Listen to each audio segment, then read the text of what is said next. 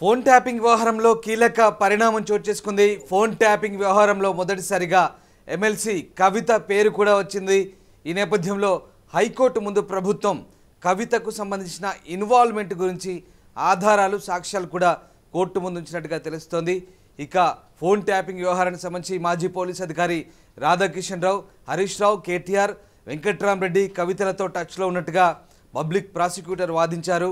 రాధాకిషన్ రావు bail petition సందర్భంగా public prosecutor ఈ వాదనలు వినిపించారు. ముఖ్యంగా అధికారాన్ని అడ్డం పెట్టుకొని రాధాకిషన్ రావు డబ్బులు కూడా తరలించారంటూ ఆయన వాదించారు. ఈ నేపథ్యంలో మొట్టమొదటిసారిగా కవిత పేరు కూడా ఫోన్ ట్యాపింగ్ వ్యవహారంలో ఇప్పుడు రావడంతో ప్రస్తుతం ఈ అంశం చర్చనీయాంశంగా మారింది. ఇన్ని రోజులు కేవలం కేటీఆర్, హరీష్ రావు పేర్లు మాత్రమే ఫోన్ ట్యాపింగ్ వ్యవహారంలో వచ్చింది. అలాగే కొంతమంది పోలీసు అధికారులను నిందితులుగా చేర్చారు. కానీ తాజాగా ఎమ్మెల్సీ కవిత పేరు కూడా ఫోన్ ట్యాపింగ్ వ్యవహారంలో రావడం, ఆమె నిందితులకు ఆమె ప్రమేయం కూడా ఉన్నట్టుగా ఫోన్ ట్యాపింగ్ వ్యవహారంలో ప్రభుత్వం చెప్తోంది. ముఖ్యంగా నిందితులతో ఆమె కూడా మాట్లాడినట్టుగా పబ్లిక్ ప్రాసిక్యూటర్ కొన్ని సాక్ష్యాలను హైకోర్టు ముందు ఉంచినట్టుగా తెలుస్తోంది. దీంతో ప్రస్తుతం కవిత వ్యవహారం కూడా చర్చనీయాంశంగా మారుతోంది. సో కేవలం ఫోన్ ట్యాపింగే కాదు, దేశ భద్రతకు సంబంధించిన సమాచారాన్ని కూడా నిందితులు చెరిపివేశారు. అది కూడా పూర్తిగా అందుబాటులో లేకుండా పోయిందంటూ ప్రభుత్వం ఆరోపిస్తుంది. ఈ నేపథ్యంలో కవిత పేరైతే ఇప్పుడు ఫోన్ ట్యాపింగ్ వ్యవహారంలో రావడం చర్చనీయాంశంగా మారుతుంది. అసలు ఏం జరుగుతుంది, ఫోన్ ట్యాపింగ్ వ్యవహారంలో కవిత ఇన్వాల్వ్మెంట్ గురించి పబ్లిక్ ప్రాసిక్యూటర్ కోర్టు ముందు ఎలాంటి వాదనలు వినిపించారు? మా ప్రతినిధి విజయ్ మరింత సమాచారం అందిస్తారు.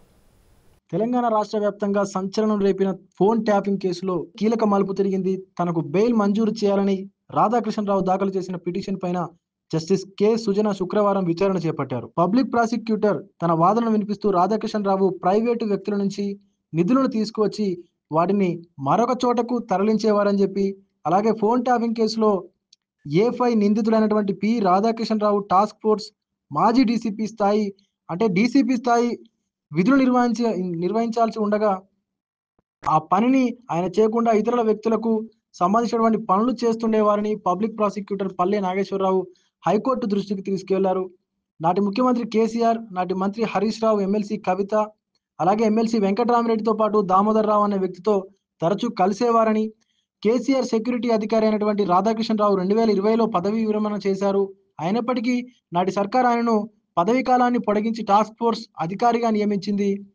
అయితే డ్రైవర్ సాయి కిరణ్తో పాటు ఇతరులు ఇచ్చినటువంటి వాంగ్మూలాలను పరిశీలించనున్నారు అధికారులు. రాధాకిషన్ రావు యశోద ఆసుపత్రికి వెళ్ళేటువంటి ప్రతిసారి కూడా 3 సార్లు దివ్యచరణ్ అనేటువంటి వ్యక్తిని కూడా కలిశారన్నారు.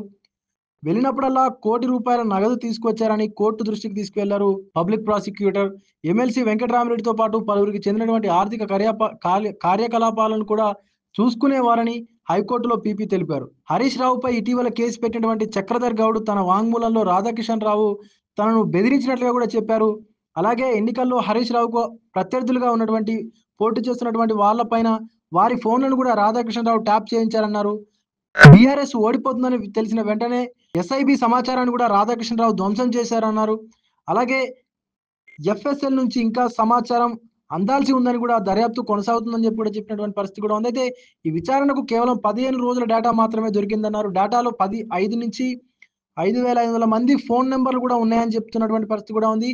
15 రోజుల్లోనే 5,000 మంది ఫోన్లు ట్యాప్ అయ్యాయంటే ఇక 10 ఏళ్లలో ఎన్ని లక్షల మంది ఫోన్ ట్యాప్ అయ్యి ఉంటాయో అని చెప్పి కూడా పరిస్థితి కూడా ఉంది. అయితే సమాచారం ఏమైందో కూడా తెలియాల్సి ఉందని చెప్పి కూడా పబ్లిక్ ప్రాసిక్యూటర్ వారు చెప్పినటువంటి పరిస్థితి ఉంది. అయితే ఫోన్ ట్యాపింగ్ నిందితులు ధ్వంసం చేసినటువంటి వాటిలో మావోయిస్టులకు సంబంధించినటువంటి సమాచారం, దేశ భద్రతకు సంబంధించినటువంటి కీలకమైనటువంటి సమాచారం కూడా ఉందని, ఇవన్నీ కూడా ధ్వంసమైందని చెప్పి కూడా పీపీ కోర్టుకు దృష్టికి తీసుకువెళ్ళినటువంటి పరిస్థితి కూడా ఉంది. ఫోన్ ట్యాపింగ్ కేసులో ప్రధాన నిందితుడైనటువంటి ప్రభాకర్ రావు, A6 నిందితుడు శ్రవణ్ కుమార్ ప్రస్తుతం అమెరికాలో ఉన్నారు. వారిని ఇండియాకు రప్పించాల్సి ఉన్నది.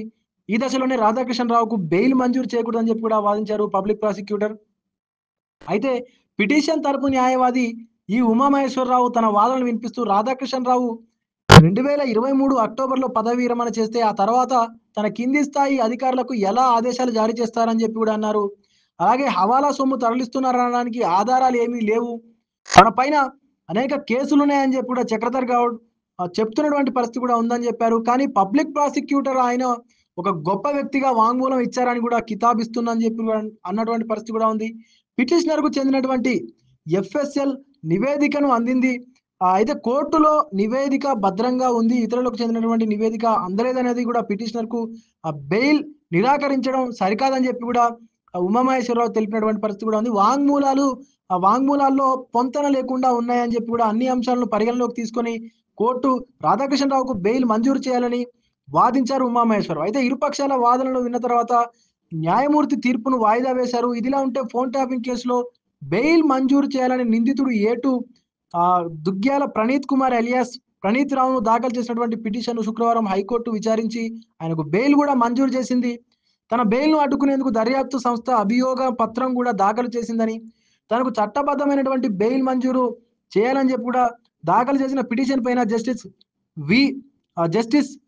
జస్టిస్ బి విజయసేన్ రెడ్డి విచారణ చేపట్టారు. పోలీసులకు నోటీసులు జారీ చేసి కౌంటర్ దాఖలు చేయాలని చెప్పి కూడా ఆదేశించారు.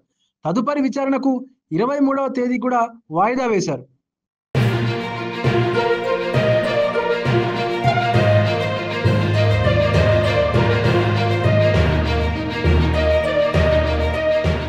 అసలైన తొలి వెలుగు. ఫాలో వాట్సాప్ @తొలి వెలుగు official.